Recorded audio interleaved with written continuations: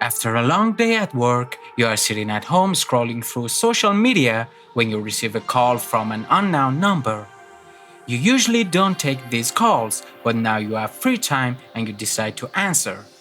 As soon as you answer, a friendly voice confidently says your name and asks if it's you.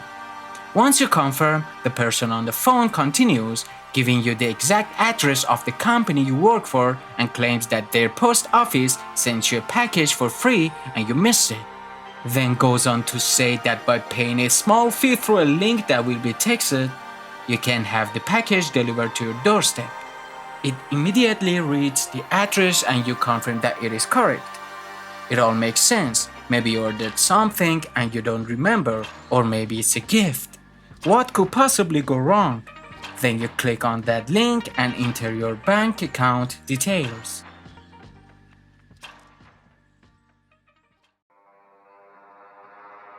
What is your take on such scenario? Do you think this is just a story and not something that happened in the real life? How is it possible for someone to know this information without me giving it to them? But you should know hackers have many ways to get this information. For example, on the last day of 2023, the hacker group IR Leaks revealed that they breached SnapFood, compromising data from 20 million Iranians. SnapFood is essentially the Iranian equivalent of Uber Eats.